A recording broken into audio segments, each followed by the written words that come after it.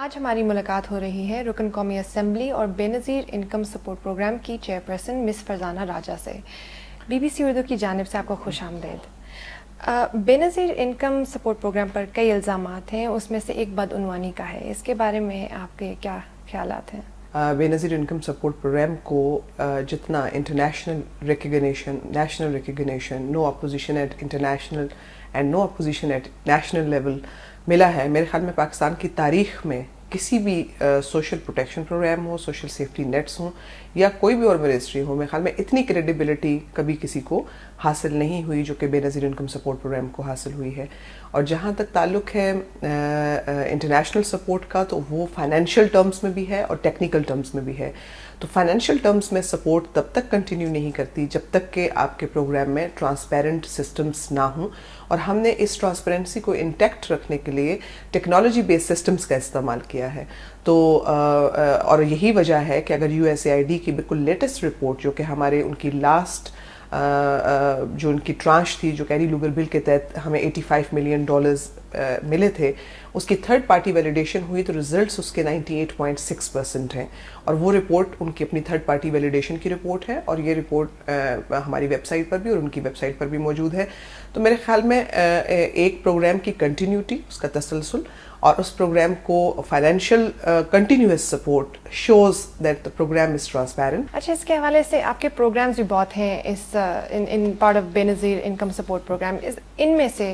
سب سے افیکٹو کون سا ہے آپ کے خیال میں؟ دیکھیں، جب یہ پروگرام ڈیزائن کیا گیا، جب یہ پروگرام شروع کیا گیا،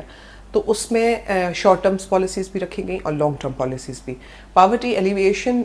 پروگرام جو ہے اس میں یقیناً لانگ ٹرم پالیسیز ہیں، جس میں گریجویشن اور exit strategy from the program ہے۔ ایک تو کیش ٹرانسفرز ہیں جو کہ امیجیٹ سپورٹ کے لیے ہیں، لیکن لانگ ٹرم کے لیے جو پلاننگ کی گئی ہے اور غربت کے خاتمے کے لیے جو ایک قدم اٹھایا گیا ہے، اس کے لیے جو پروگرام شروع کیے ہیں، اس میں وسیلہ حق پروگرام ہے، جس میں مائکرو فائنانس خواتین کو اپنے پاؤں پر کھڑا کرنے کے لیے ان کو اس طرح کے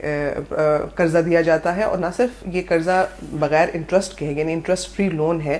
بلکہ اس کو باقاعدہ پاکستان پاورٹی ایلیویشن فنڈ کے ذریعے، جو کہ ان کی ایکسپرٹیز ہیں اس کام میں، ان کو استعمال کیا گیا ہے، اور وہ ان کو کاؤنسلنگ بھی کرتے ہیں، ان کو ایڈوائس بھی کرتے ہیں کہ کون سا بزنس کرنا چاہیے، پھر ٹریننگ کرتے ہیں، اس کے بعد مانیٹرنگ کرتے ہیں بزنس کی۔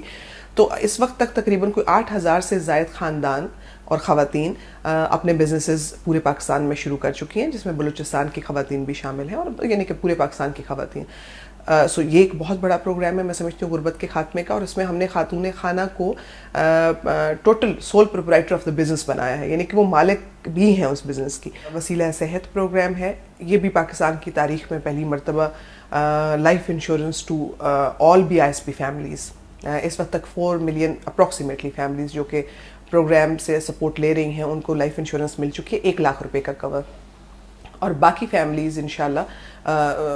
جن کی شناختی کارڈ نہیں ہے، کیونکہ 7 ملین ٹوٹل فیملیز ہیں، جن کے ID کارڈ سسٹم میں انٹر ہوتے جاتے ہیں، وہ ساتھ ساتھ ان تمام بینیفٹس کے انکلوڈنگ لائف انشورنس بینیفٹس ان کو مل رہے ہیں۔ آپ کے خیال میں یہ پروگرام کتنا مؤثر ہے اور اس کا اندازہ کیسے لگایا جاتا ہے؟ دیکھیں، اس کی امپیکٹ ایویلویشن رپورٹس آتی ہیں، کچھ ہو رہی ہیں، کچھ کر لی گئی ہیں، کچھ وقت کے ساتھ ساتھ ہوں گی، کیونکہ ہر امپیکٹ ایویلویشن کے لیے ایک ٹائم ریکوائرڈ ہوتا ہے کہ اگر 1 سال کے لیے آپ نے یہ سپورٹ دی ہے تو اس سے کیا فرق پڑا ہے، اگر 2 سال کے لیے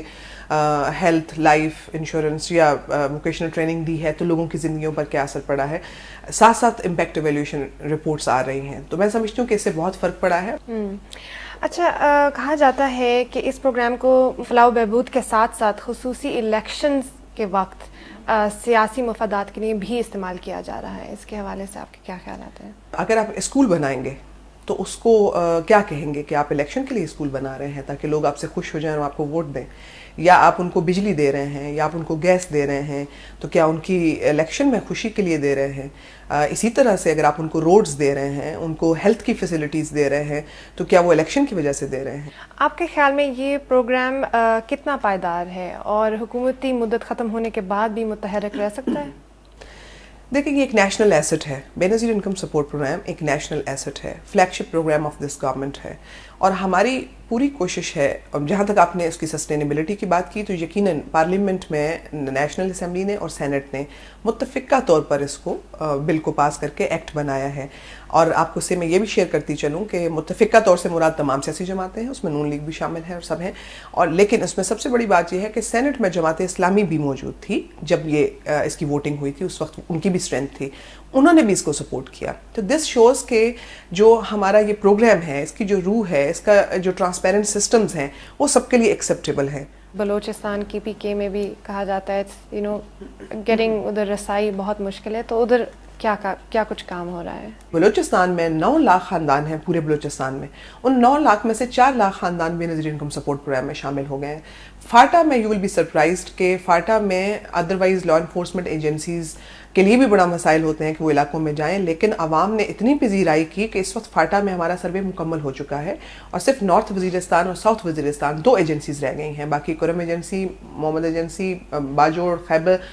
اور ایگزئی یہ سب مکمل ہو چکے ہیں. ہم نے ایک اور کام بھی کیا کہ گریونس ریڈریسل سسٹم جو کہ اسٹیٹ آف آرٹ سسٹم ہے, ہم نے 1 سال لگایا وہ سسٹم ورلڈ بینک کے ساتھ, انٹرنیشنل آرگنائزیشنز کے ساتھ ڈیزائن کرنے میں. اب وہ کمپیوٹرائز طریقے سے کمپلینٹس تحصیل لیول پہ لی جاتی ہیں. جو آپ نے کمپیوٹرائزڈ سسٹم کی بات کی ہے, مگر بہت سے لوگ ہیں جن کے پاس کمپیوٹرز نہیں ہیں, انٹرنیٹ نہیں ہے, تو وہ کیسے اپنے جو ان کے کمپلینٹس ہیں وہ کیسے فائل کرتے ہیں؟ دیکھیں, کمپلینٹس کے 3 طریقے ہیں. ایک تو خط کے ذریعے بھی کر سکتے ہیں جو بہت آسان طریقہ ہے. دوسرا آسان طریقہ کہ ہمارا جو تحصیل آفس ہے اس پہ چلے جائیں تو ہمارے کمپیوٹر پہ لوگ بیٹھے ہیں اور ان کی کمپلینٹس کو رجسٹر کریں گے. اور تیسرا طریقہ جو ہے وہ انٹرنیٹ کے ذریعے بھی ہے. لیکن میں آپ کو آپ کو بھی حیرت ہوگی کہ یہ بھی ایک اتنا بڑا چینج آیا ہے کہ چھوٹے چھوٹے علاقوں میں سائبر نیٹ کیفیز کھلنے شروع ہو گئے ہیں, جو کہ لوگوں کو ہمارے آفس کے باہر لائنیں لگانے پر نہ لائنیں لگانے دینے پر ایک بڑی سپورٹ ہے. یعنی کہ وہ اگر اپنا کوئی 10-20 روپے جو بھی چارج کرتے ہیں اور کمپیوٹر پر ان کا اسٹیٹس بتا دیتے ہیں فیملیز کا. بہت بہت شکریہ. Thank you.